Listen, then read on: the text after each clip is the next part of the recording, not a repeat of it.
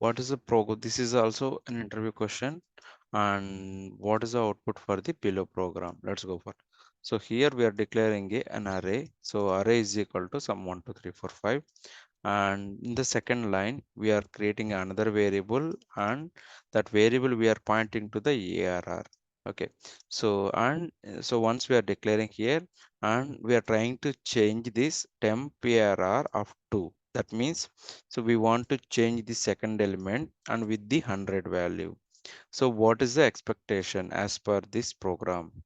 So this is an array. So let me explain here. So there is a two type of copies are there. One is a shallow copy, another is a deep copy. So shallow copy means, so we are going to just reference this variable with the another value. So something like this. Whenever you are creating an array like this, it will be internally created, and internally you are going to have a 1 2 3 4 5. Suppose the first variable is a ARR, and it will point to this object. Whenever you are having a shallow reference here, shallow copy, so what will happen is, suppose we will create another array tempArr, but still this is also pointing to the same object. Now both objects are pointing to same, like they both reference are pointing to same object.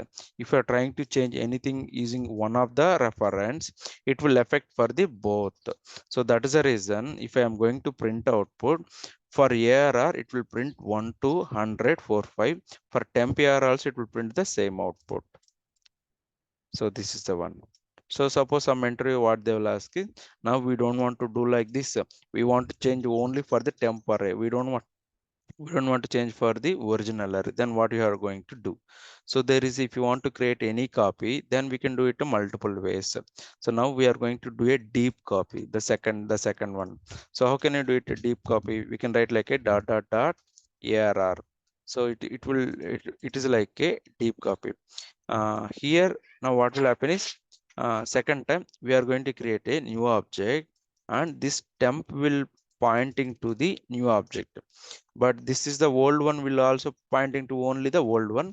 And here this is now it so whenever we are trying to change it here, it will change in the only in the second array, not in the first one. So that is the reason, if you are going to run this program, the first, there is no change in the first itself, only the second array will have a change, because this is a deep copy. Deep copy means a separate copy will be created, and this will be pointing to here, and this is nothing. And if you want to do another way, you don't want to use this spread operator, you can use like a arr dot slice function. There is another function called slice. So slice also will return a new array, and which will, we can, like if you are trying to change anything in the second array, it will change only in the second array, it will not affect for the first array. So this is the program.